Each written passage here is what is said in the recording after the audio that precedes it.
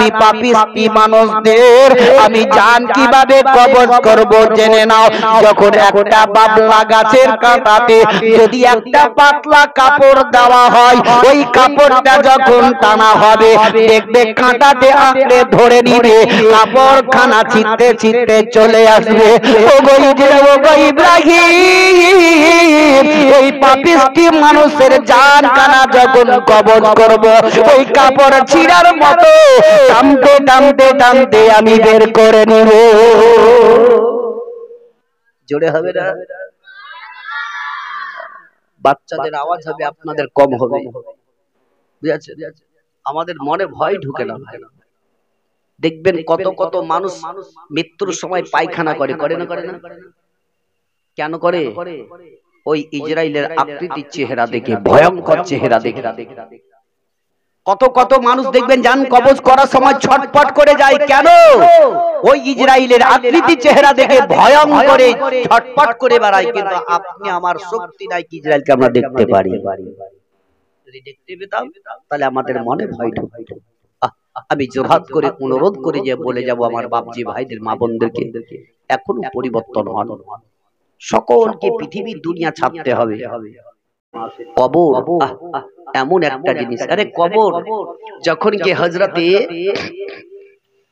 ফাতেমাতুজ জোহরা রাদিয়াল্লাহু তাআলা আনহাকে কবরে রাখার আগে আগে আবু জার, শুনেন এদিকে, হযরতে আবু জার গাফারি রাহমাতুল্লাহ আলাইহি কবরে নেমেছেন। ওই সময়তে আবু জার গাফারি রাহমাতুল্লাহ আলাইহি বললেন, ওরে মাটি, ও কবর শুনে নাও, শুনে নাও, তুমি কি জানো তোমার এই জায়গাতে এমন কাকে রাখবে? তুমি কি জানো? তবে একটু জেনে নাও, যে নাকি রাখা হবে উনি হচ্ছেন শেরে খোদা হযরতে আলী রাদিয়াল্লাহু তাআলা আনহুর বিবি, যার নাম হলো ফাতেমাতুজ জোহরা রাদিয়াল্লাহু তাআলা আনহা, যিনি হচ্ছেন বিশ্বের নবী, কুল কায়নাতের নবী জনাবে মুহাম্মদ রাসূলুল্লাহ সাল্লাল্লাহু তাআলা আলাইহি ওয়াসাল্লামের বেটি, যার নাম হলো হযরতে ফাতেমাতুজ জোহরা রাদিয়াল্লাহু তাআলা আনহাকে এই জায়গায় রাখা হবে। এই মাটি শুনো রে, ইমাম হাসান ও হুসাইনের মা, যার নাম হলো ফাতেমাতুজ জোহরা রাদিয়াল্লাহু তাআলা আনহাকে রাখা হবে। তবে তার সঙ্গে কোনো বেয়াদবি করবে না। মাটি বলেছিল, রে আবু জার, কে হচ্ছে এমন কি হাসান ও হুসাইনের মা? কে হলো শেরে খোদা হযরতে আলী রাদিয়াল্লাহু তাআলা আনহুর বিবি? আমি কাউকে চিনি না, চিনি না। পৃথিবী দুনিয়াতে যদি পরহেজগার মুত্তাকি নেকি সঞ্চয় করে আসে, ভালো হয়ে যদি আসে, আমি মাটি তাকে খুব আদর প্যার মহব্বত দেখাবো, তার সঙ্গে আমি ভালো আকৃতি দেখাবো।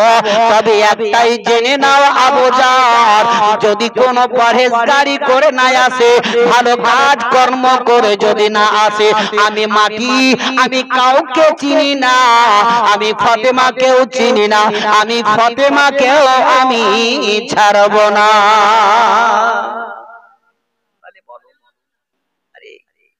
যে বিশ্বের নবীর বেটি ফাতেমার কথা বলেছিল, তাও বলেছেন আমি ফাতেমাকে চিনি না। ও যদি ভালো কাজ করে আসে তো আমি ভালো ব্যবহার দেখাবো, আর যদি ভালো কাজ না করে আসে তাকে আমি ছাড়বো না। তাহলে এখানে আপনি একটু মনের মধ্যে চিন্তা ভাবনা করো। ওই কবর এমন একটা জিনিস। এই কি হলো তোমার? এই নাচছিস কেন? হ্যাঁ, ভোগ লেগেছে, ভাত খাবা তো চলে যাও। তবে ও মাটি কাউকে ছাড়বে না, আপনাকে আমাকে কি। তাহলে ওই কবরকে একবার ইয়াদ করুন, পরিবর্তন হন। আমি জোরহাত করছি আমার বাপ ভাই ও আমার দরদি মা জননীতে আমার পরিবর্তন হন। একবার আখিরাতকে চিন্তা করুন। এই নামাজ রোজার দিকে আমরা গুরুত্ব দেই না কেন? আমরা বসে বসে সময়টা কাটিয়ে দিচ্ছি, মসজিদে গিয়ে আল্লাহ আল্লাহ তো করতে পারি। এই যে মা বোনেরা বিড়ি টিড়ি নিয়ে বাঁধাবাঁধি করতে আছে, আরে কমসে কম আজান হয়ে গেল, কমসে কম 5টা মিনিট বিড়িটা বাদ দিয়ে তুমি যদি নামাজ পড়ো আখিরাতকে চিন্তা করে, আরে তুমি তো নেকি সঞ্চয় করবে করবে, এমন কি আল্লাহর রহমত তোমার বাড়িতে নাজিল হবে। কিন্তু আমরা করছি কোথায়? আমরা তো নিজে নামাজ পড়ি না, তো বিবিরা নামাজ কি পড়বে? আল্লাহ যাতে নামাজ পড়া তৌফিক এনায়েত করে, জোরে সকলে বলুন আমিন।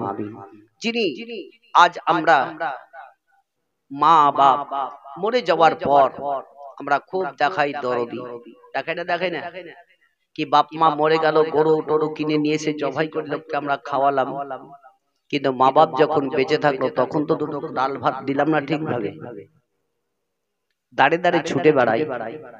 খোদার কসম করে বলবো, আপনি নামাজ পড়ছেন, নামাজ পড়ে ঘিসতে ঘিসতে কপালকে কালো করে দিলেন, কিন্তু আপনার মা বাপ দুটো খাবারের জন্য আপনার মুখের দিকে তাকে চোখের পানি ফেলতে আছে। আপনার মা যদি ওইভাবে কাঁদে দুটো খাবারের জন্য, আর তুমি যতই নামাজ পড়ো ইবাদত করো, তোমার একটাও কবুল হবে না। তোমার জান্নাত তো তোমার বাড়িতে, মা বাপ, তোমার মা বাপ যদি খুশি হয় যেটাই দোয়া দিবে সেটাই আল্লাহর দরবারে কবুল হবে।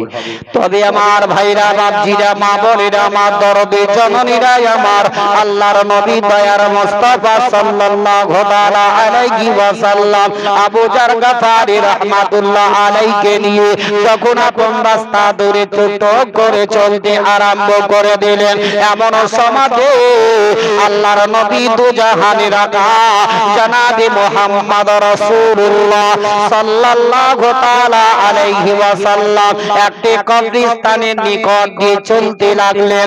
আল্লাহর নবী আমার আবু জার গফারি রাহমাতুল্লাহ আলাইকে নিয়ে ওই কবরস্থানের উপরে আপন চড়ে গেলেন। আর যেমনি চড়ে গেলেন সমস্ত কবরের আযাব একদম বন্ধ হয়ে গেল। তবে একটা কবরের কিন্তু আযাব বন্ধ হয় না। তবে আমার ভাইরা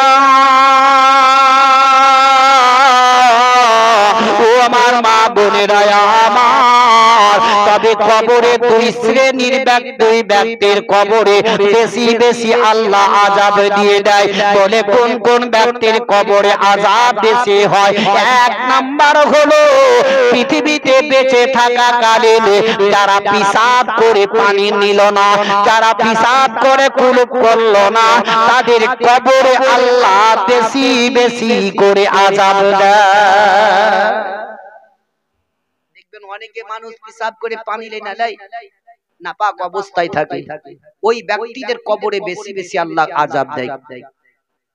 দুই নম্বর ওই ব্যক্তির, যে ব্যক্তি চুগলামো করে, এর কথা ওকে দিয়ে বড় বড় করে দেয়, যাকে গিল্লা বলা হয়।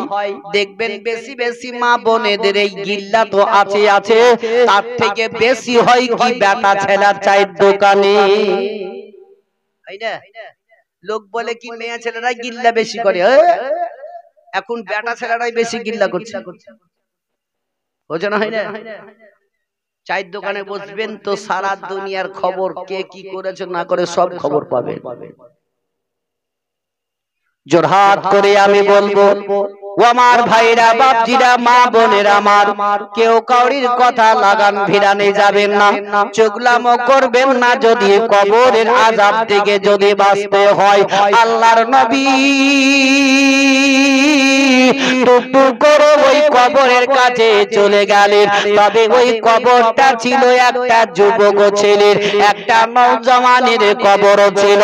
নবী আমার দাঁড়িয়ে গেলেন, ওই আযাব যখন চলতেছিল, সাহাবী আবু জার বললেন, ইয়া রাসূলুল্লাহ, ইয়া হাবিবাল্লাহ, নবী গো আপনি কেন এই কবরের কাছে দাঁড়িয়ে গেলেন? কারণটা কি বলো? নবী বিশ্বের নবী বললেন, ও সাহাবী শুনে নাও, এই কবরটাতে অতিরিক্ত আযাব চলতেছে। আমি নবী মুস্তাফা, আমি আল্লাহর কাছে একটু দোয়া করব যাতে আল্লাহ তার কবরের আযাবটা বন্ধ করে দেয়। বিশ্বের নবী আমার হাত কানা তুলে কেমনি দোয়া করতে যাবে, এমন সমাজে স্বয়ং হযরতে জিবরিল আমিন বিশ্বের নবীর কাছে আসার পরে বলতে লাগলেন, ইয়া রাসূলুল্লাহ, ইয়া হাবিবাল্লাহ, নবী গো আপনি এই নওজওয়ানের জন্য দোয়া করবেন না, কেননা এই নওজওয়ানের কবরের আযাব আল্লাহ কিয়ামত পর্যন্ত বন্ধ করবে না। এই যুবকটার আযাব আল্লাহ কিয়ামত পর্যন্ত বন্ধ করবেন, আপনি মোনাজাত করবেন না। আচ্ছা বলুন, যদি জিবরিল বলেন কি দোয়া করবেন আর কবরে আযাব আল্লাহ বন্ধ করবে না, তাহলে এই বাচ্চাটা পৃথিবীতে দুনিয়াতে নওজওয়ানটা এমন কি ভুল কাজ করেছে কি আল্লাহ তার কবরে আযাব কিয়ামত পর্যন্ত বন্ধ করবে না? নবী চুপ করে গেলেন। ওই সমাজে সাহাবী আবু জার গফারি রাহমাতুল্লাহ আলাইহি বললেন, ইয়া রাসূলুল্লাহ, ইয়া হাবিবাল্লাহ, নবী গো, আপনি কেন চুনমুনো হয়ে গেলেন? মোনাজাত কেন করেন নাই? চুপ করে দাঁড়িয়ে আছেন। বিশ্বের নবী বললেন, ও সাহাবী, এখনো এই নওজওয়ানের কবরের আযাব আল্লাহ কিয়ামত পর্যন্ত বন্ধ করবে না। তবে তুমি একটু যাও গ্রামের গলিতে গলিতে, এই নওজওয়ানের দুনিয়াতে বাপ বেঁচে আছে না মা বেঁচে আছে, একটু তুমি খবর নিয়ে নাও। ও আমার ভাইরা, ও আমার বাপজিরা, মা বোনেরা আমার, যাদের দুনিয়া থেকে বাপ চলে গেছে সেই না তার মর্ম জানে, যার দুনিয়া থেকে মা গেছে সেই না তার মর্ম জানে। যাদের দুনিয়াতে মা বাপ নাই তাদের মনে হয় কি পৃথিবীতে আর কিছুই নাই। যার দুনিয়াতে বাপ চলে গেল ওই বাচ্চার বুকের বল পর্যন্ত চলে গেল। যেই বাড়ি থেকে মা গেল ওই বাড়ির মান সম্মানটাও আপন চলে গেল। আপনি কোথা থেকে এসে বাড়িতে প্রবেশ করবেন? ওই সমাজে মা যদি না থাকে বড় আফসোস করতে করতে বাড়িতে প্রবেশ করবে, মনে মনে বলবে, আল্লাহ গো, যদি আমার পৃথিবীতে মা জননী বেঁচে থাকতো আমি মা বলে বাড়িতে প্রবেশ করতাম। তবে আজকে আমার মা নাই, আমি কারে মা বলে ডাকবো গো? যেই বাচ্চার দুনিয়া থেকে বাপ চলে গেল, তার বেটার বুকের বল চলে গেল, অন্যরা কেউ যদি ধরে কেউ মারামারি করে তখনই বাচ্চাটা মনে করবে বলে, আল্লাহ, আজ যদি আমার দুনিয়াতে বাপ বেঁচে থাকতো তবে আমার আব্বা আমার মুখের সামনে এসে দাঁড়াতো। আজ আমার দুনিয়াতে কেউ নাই। সাহাবী গো, সাহাবী গো, নবী আমার যখন বললেন, ও আবু জার, তবে গ্রামের গলিতে গলিতে চলে যাও। যখন সাহাবী খুঁজতে আরম্ভ করে দিলেন, দেখা গেল ওই নওজওয়ানের পৃথিবী দুনিয়াতে বাবা বাপ নাই, বহুত দিন আগে মারা গেছে। পৃথিবী দুনিয়াতে একমাত্র মা জননী আছে, যেই মা আমার বৃদ্ধ বয়স্ক, হাত লাঠি লাঠি নিয়ে টুক টুক করে চলাফেরা করে। যেমন সাহাবী খোঁজ নিতে নিতে নিতে নিতে গিয়ে বুড়ির খবরটা যেমনি পেয়ে গেলেন, সঙ্গে সঙ্গে বাবা ওই বুড়িকে ডাক করানো হলো। দয়ার নবী মুস্তাফার দিকে বুড়ি লাঠি নিয়ে টুকটক করে চলতে আরম্ভ করে দিল। বিশ্বের নবীর সম্মুখে গিয়ে গিয়ে বুড়ি বলে, ইয়া রাসূলুল্লাহ, ইয়া হাবিবাল্লাহ, নবী গো, আপনি কি বলবেন বলুন না কেন? নবী আমার বললেন, মা গো, তোমার বেটা বহুত দিন আগে মারা গেছে, তোমার বেটার কবরে অতিরিক্ত আযাব চলতেছে। একটু তুমি আল্লাহর কাছে দোয়া করো যাতে তোমার বেটার কবরের আযাব আল্লাহ বন্ধ করে দেয়। বুড়ি হাওমাও করে কাঁদতে লাগলো, বুড়ি দুই চোখ দিয়ে পানি পড়তে লাগলো। নবী আমার বললেন, ও গো মা গো, কেন এইভাবে তুমি কান্না করো গো? তোমার দুই চোখ দিয়ে কেন পানি পড়ে যায়?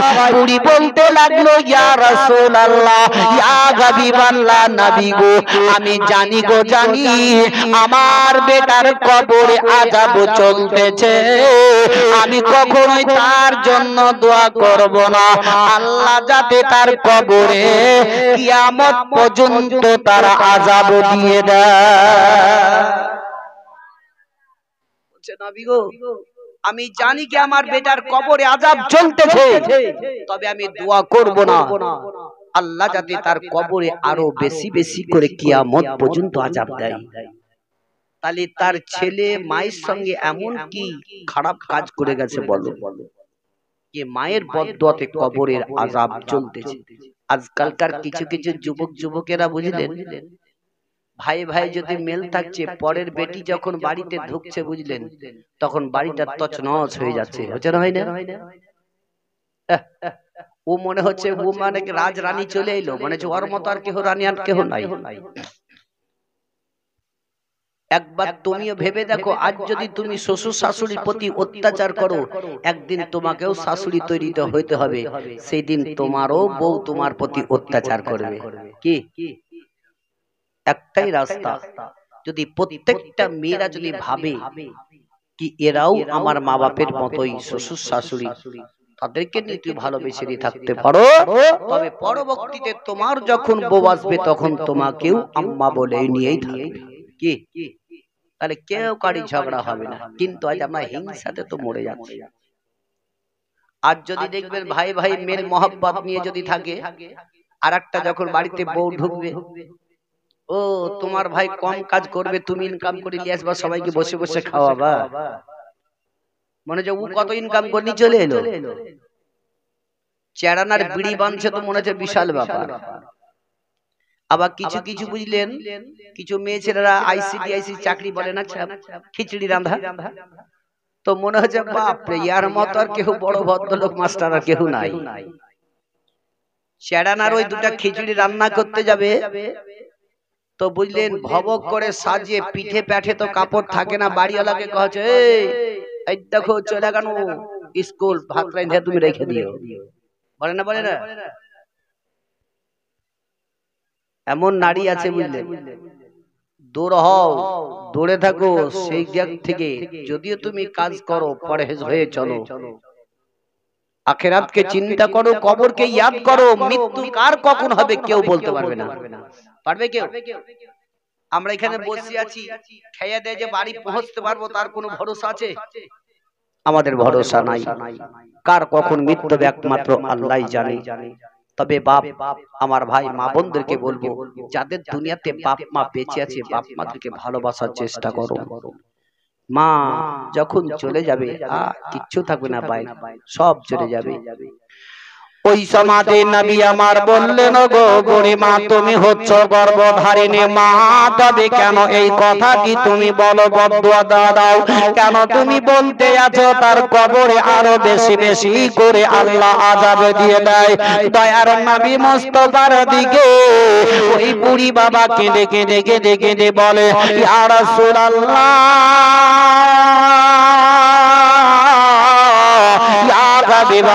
নবী গো, আমার ওই কথাটা যখন মনে পড়ে যায়, আমার কলেজা গানা চুর চুর হয়ে যায়। ইয়া রাসূলুল্লাহ, ওই কথাটা যখন মনে পড়ে যায়, আমার শরীরটা থরথর করে কাঁপে গো। নবী আমার বললেন, বুড়ি মা, তবে এমন কোন কথাটা তোমার মনে পড়লে পরে তোমার কলেজা গানা চুর চুর হয়ে যায়? বুড়ি বলে, ইয়া রাসূলুল্লাহ, ইয়া হাবিবাল্লাহ, নবী গো, আমার বেটা যখন জীবিত ছিল, তার বইয়ের কথা শুনে আমার শরীরে মারতে আরম্ভ করে দিল, এত মার মারল গো, আমি সহ্য না করতে পেরে ইয়া রাসূলুল্লাহ হাত দুখানা জোর করে বলেছিলাম, ওরে আমার কলেজার টুকরো, আমি তোর গর্ভধারিণী মা, আমি আর সহ্য করতে পারি না রে বেটা, আমার শরীরে আর আঘাত করবে না। ইয়া রাসূলুল্লাহ, তবু আমার বেটা মারতে ছাড়ে নাই। আমি ওই সমাতে পা দুটো ধরে ধরে এত কেঁদে কেঁদে বলেছিলাম, ওরে আমার কলেজার টুকরো, আমি তোর গর্ভধারিণী মা, আমি তোর পা দুটো ধরে বলি রে, আমার শরীরে আর আঘাত করিস না, আমি আর সহ্য করতে পারি নাই। তবে ইয়া রাসূলুল্লাহ, তবু আমার বেটা শুনল না, মেরে চলে যায়, মেরে যায়। আমি গ্রামের লোকের কাছে বিচার দিতে পারি নাই, তখনই আমি আল্লাহর কাছে দোয়া করে বলেছিল, ওগো আল্লাহ, আমি আর সহ্য করতে পারি নাই, আল্লাহ গো, আমার বেটার তুমি মৃত্যু মৃত্যু নিয়ে নাও। যখনই আমি দোয়া করলাম আল্লাহর দরবারে কবুল হয়ে গেল, আমার বেটার মৃত্যু হয়ে গেল। দ্বিতীয়বারে দোয়া করে বলেছেন, আল্লাহ গো আমার বেটার কবরের আযাব কিয়ামত পর্যন্ত যাতে বন্ধ না হয়। তাই বলছি সারা বিশ্বের মানুষের দোয়া আল্লাহর দরবারে কবুল হতে পারে ও নাও পারে, তবে মায়ের দোয়া আল্লাহর দরবারে কবুল হয়েই যাবে। জোরে বলো, জোরে বলেন। ঘুমাচ্ছে নাকি? চাটা দিতে বলবো? ভাই আজকাল মনে হয় যে এখন জালসা মিলার যা অবস্থা বুঝলেন, আমাদেরকে ঢোল নিয়ে বেড়াতে হবে, তাই না? ঢোলের বাড়ি যখন 2-3টা দিয়ে দিব, তখন বেটা ছেলে তো দূরের কথা, মেয়ে ছেলেরা সব ভেঙে পড়বে। হারামে বেশি মানুষ, হারামের দিকে কান বেশি যাবে, আর যেখানে নেকি সঞ্চয় হবে সেখানের দিকে কান যাবে না। যাবে? বড় আফসোস লাগে। এই আপনাদের এই গ্রামটাতে আমি আজকে নতুন নয়, কয়েক বছর থেকে আপনাদের গ্রামে আসি, জালসাতে আসি, মিলাদে আসি।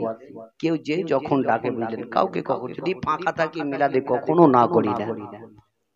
আল্লাহর রহমত আপনাদের দোয়াতে আপনাদের ডাকাতে সাড়াতে আসে। তবে জালসা মিলাদে যেখানেই হোক না কেন, গরিবের হোক আর বড় লোকেরই হোক, জান চাহে খেতে পান ইয়া না পান, যদি আপনি মেলাদে পৌঁছতে পারবেন তাহলে জয় কদম ফেলে আপনি এখানে আসবেন, প্রত্যেকটা কদমের 10টা করে নেকি পাবেন। চলে হবে না?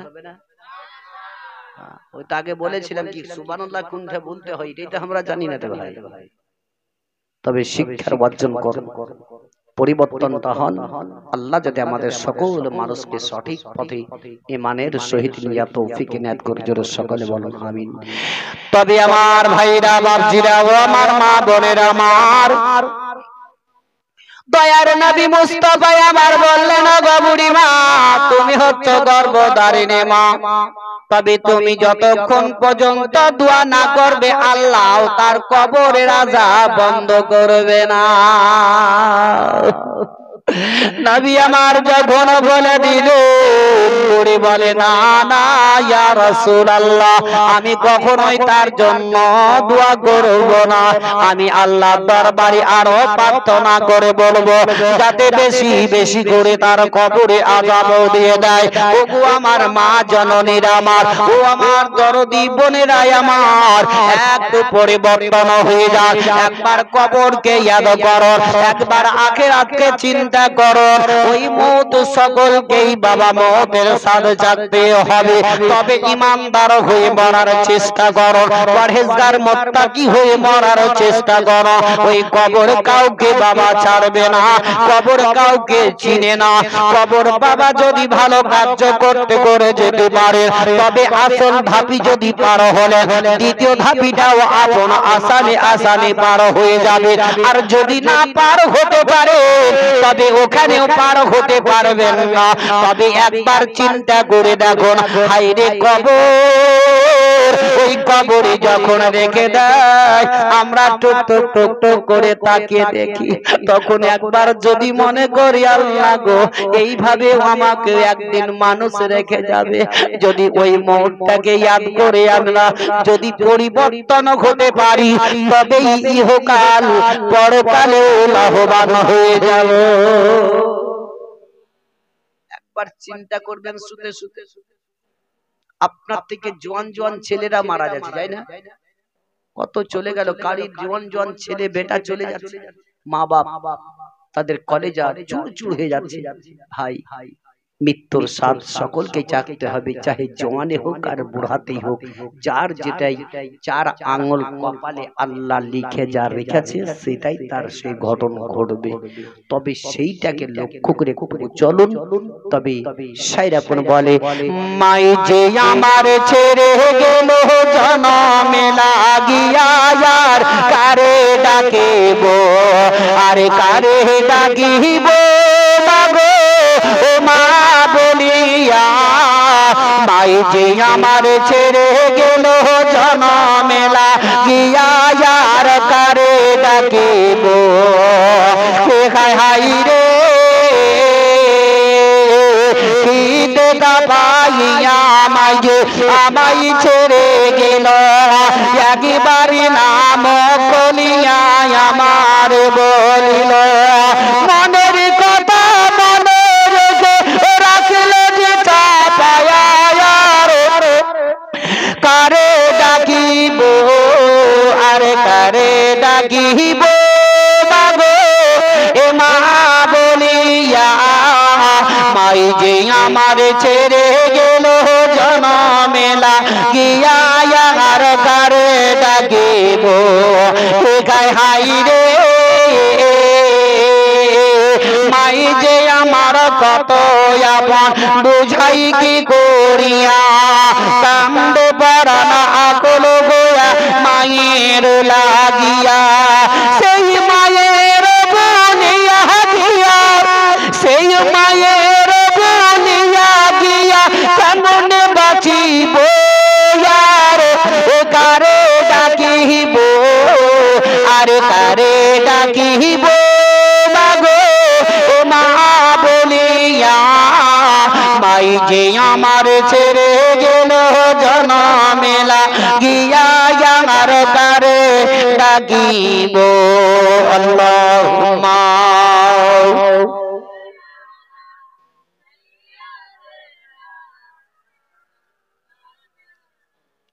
وعلى آل سيدنا সাল্লাল্লাহু তাআলা আলাইহি সাল্লাম। যত জোরে দরুদ পড়ছেন মনে হয় কি মাইক বক্স সব ফেটে পালিয়ে যাবে। যতটি লোক আছি আমরা বুঝলেন নবীর প্রতি মহব্বত রেখে জোরে জোরে দরুদ যদি পড়ি তো আমাদের বিকট আওয়াজ হবে। দেখেন দুটা শিয়াল চিল্লাচ্ছে তাদের আওয়াজ দেখেন, তাই না? জানোয়ারের যদি আওয়াজ হয় এতটি, তাহলে আমাদের মুসলমান আমরা নবীর উম্মত, নবীর প্রতি ভালোবাসা রেখে দরুদ পড়ব তো মহব্বতের সহিত জোরে জোরে আওয়াজ করব, যাতে আমাদের আওয়াজ কানা নবী মুস্তাফার রওজাতেও যেন পৌঁছে যায়। আমরা দরুদ পড়তে পড়তে মনে হচ্ছে কি আমরা হ্যাজে গেছি, বুঝলেন না? দরুদ পড়তে কেউ মানা করেছে ভাই?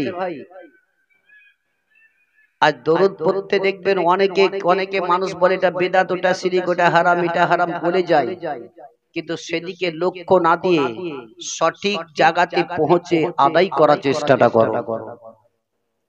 কিছু কিছু মোবাইল দেখে দেখে মৌলবি তৈরি হয়েছে না, হয়নি? এই মোবাইল মৌলবিদের কাছ থেকে দূরে থাকুন, তারা ফতোয়া জারি খুব করে।